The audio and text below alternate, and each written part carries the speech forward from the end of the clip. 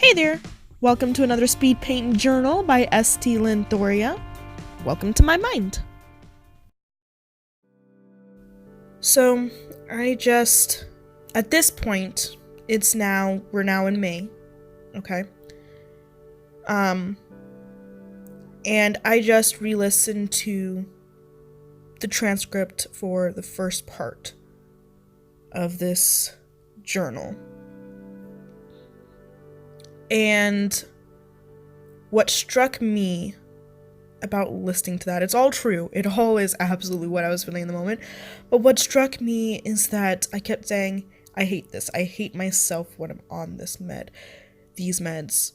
But what strikes me as interesting in the mindset that I had at that time was I didn't really expand on the emptiness. I didn't even touch on how empty I was feeling until the very end. I felt like a hollow doll. And everything that I talked about in that part of the journal, in part 1, everything that I talked about, it all came out of that emptiness. That emptiness is what really extenuates my interactions with people, and that really makes it so difficult for me to think about myself, because if I think about myself when I'm in that state, I think about how empty I feel, how I feel like a hollow doll. And if I'm a hollow doll, what's the point of my existence? That's what it would boil down to. But I didn't really mention the emptiness until the end. And that's the most difficult thing for me to really deal with my depression. So that recording, I did that recording at the beginning of March, because around that time was when I had been without meds I actually stopped taking my meds at that point back in December. Because what I now realized what the issue was that I had been taking too high of a dosage of my meds, a higher dosage than what I needed, and it was causing me anxiety, like really, really bad anxiety. And so my doctor and I came to the decision to go off the meds for a bit. I didn't go back in to see my doctor until about mid-January.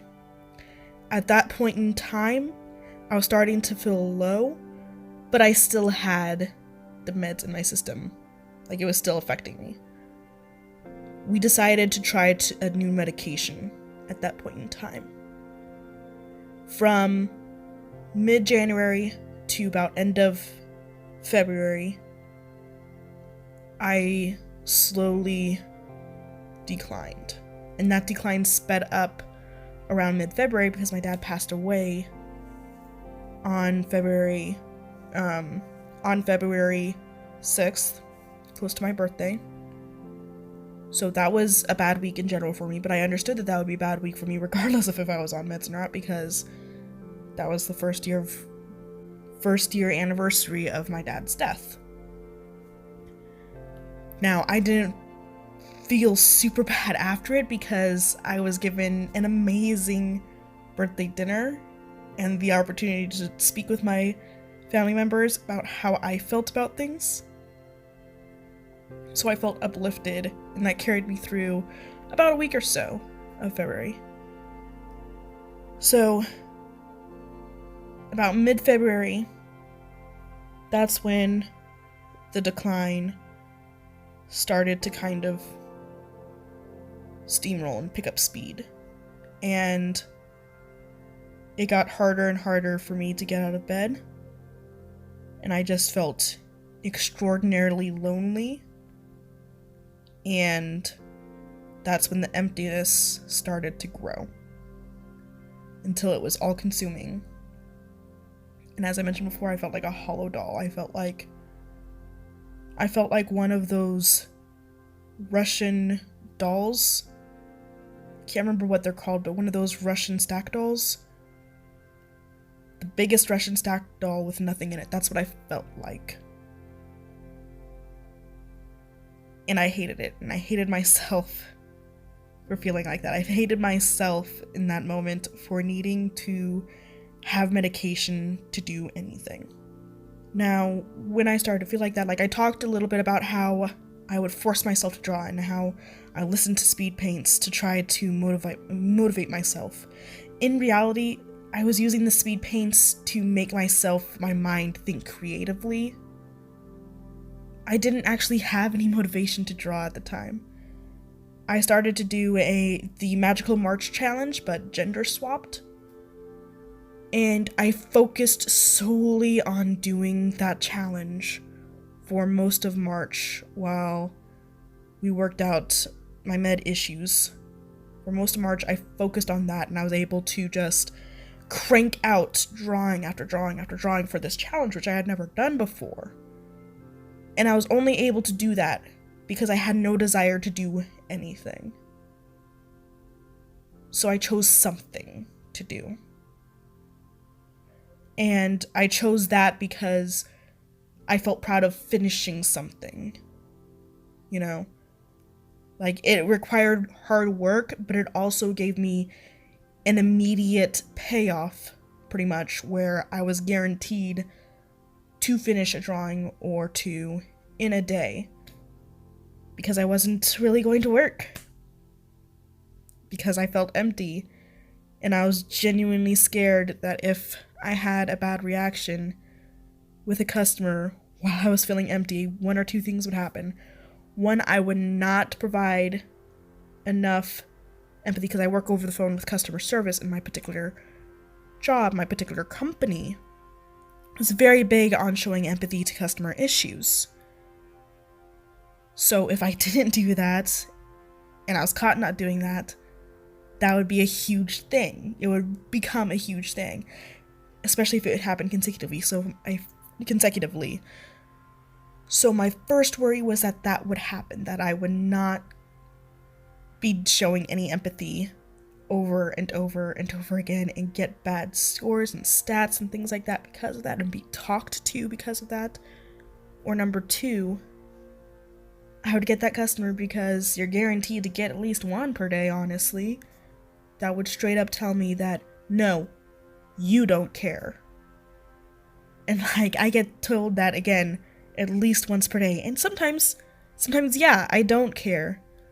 Sometimes, yeah, I don't actually care that you can't pay your bill because it's super high because you haven't paid your bill in 3 months. And yeah, I don't care what situation you're claiming is causing that to happen this week. I don't care. Yeah, sometimes I don't. But when it's a customer, for instance, who's been with us for super long time and who has done excellent things for us, but they're asking for the impossible, and I literally cannot do it no matter how much I want to, and they tell you, you don't care. That hurts me with my meds. That makes me angry and frustrated with my meds. Without my meds, it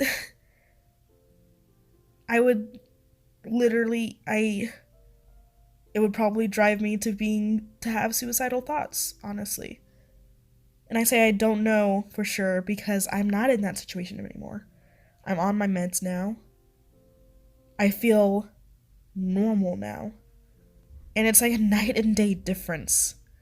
Just like how in that moment I couldn't imagine what it felt like with meds, I can no longer completely understand my thought process and my feelings without meds.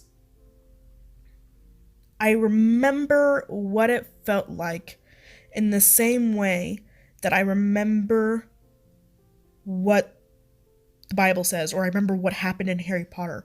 I have that knowledge, but I don't feel that experience, that direct experience. And it's bizarre. It really truly is, and it's bizarre. And it's amazing in a way, and I'm thankful for the fact that my job gives me such good health insurance that I can go ahead and go on medications, because I can't imagine being without it for any longer than that entire month, you know? all of April. I've been pretty quiet all of April at this point, just because the fact of the matter is, I got desires. I gained desires in April. I started wanting to play ESO again. I started wanting to go to work again. I started school, and I actually wanted to do good in school, and was driven to do good in school. And I wanted to get my place cleaned up, and I wanted to get things put together, and hang out with people, and I had desires that got in the way of me finishing the challenge, really. And in me posting up this video, because, like, I had, again, all these desires, but most of all, I wanted to get things back in order and clean up after March. That's the biggest thing. Like, I actually cared about being a well put together adult. Yeah, it made me go quiet on YouTube until now, and I still haven't finished up that challenge. I'm going to finish up that challenge. I've been working on that challenge off and on since then. Just haven't really had the time for it because, again, I have desires now. I have things that I want to do other than that right now. And there's a part of me that feels guilty for starting a challenge and not finishing it on time, but on the other hand, I don't feel too bad about it because the fact of the matter is that happened because I'm in a better place than I was when I started that challenge. I'm posting this 2-part journal largely because for awareness, really. I'm posting this 2-part journal for awareness. Because so many people out there still are feeling empty, or sometimes it's the opposite where they're feeling too much. They're just feeling crushingly sad. Because I've been there too. I've felt the crushingly sad type of depression. For me, it's easier to deal with than feeling empty, but that's beside the point. Either way, they're feeling that, and they're telling themselves because they don't have a reason, quote unquote, to be depressed, that they're overreacting, or that they don't need meds, or all the other stuff that I mentioned in the first part. And I hope that by me just posting this journal, this 2-part journal, the difference, just me talking about my depression and the difference between part 1 and part 2, that just shows how necessary medication can be. Is it always needed? No. It's not always needed. Sometimes talk therapy is all that's needed. Just because it's not always needed does not mean that you should never try it. Because the reality is, even if you only need it for a little bit of time, it's so much better than going without. And I truly believe that 110%. I truly believe that if you have a mental illness and your mental illness can be helped with medication, you owe it to yourself to try it. Yes, you can run into it not working or it making things worse, but you also have that chance to feel better. And you owe it to yourself to try to be better and to feel good. So yeah, I know I sound pretty high and mighty with all of that, you know? And probably even a little hypocritical since, like, my first part, I talked all about how I was talking myself out of medication, but this is just my experience and my story, and I just wanted to share. So the speed paint that I chose for this particular video, I didn't actually choose so much as created. I actually decided to go ahead and create something, you know, to kind of fit the mood, so to speak. I was aiming for something that looked kind of hopeful, so I really like the way that cherry blossoms look in different animes and mangas, so I went ahead and went with a scene of a girl walking down a path with sakura trees. And yeah, this is just something that I purposely made kind of look a little bit more sketchy, just because I felt like it. So yeah, I hope you guys enjoy it. I hope that I didn't completely scare you off with these two videos and the fact that they were so far apart. I totally did tell myself that I would be posting it by the end of May, or at least at the beginning of June. And then ESO dropped their Elsewhere DLC, and I was on that like ants on sugar. So yeah. But I hope that what you guys take away from this video is just that there is ways out of any kind of situation that doesn't involve throwing everything away. And I just hope that those who are in similar situations than me, or vastly different situations than me, that need help with any type of mental struggle that they may be having, will reach out. But in the meantime, you guys have an amazing day.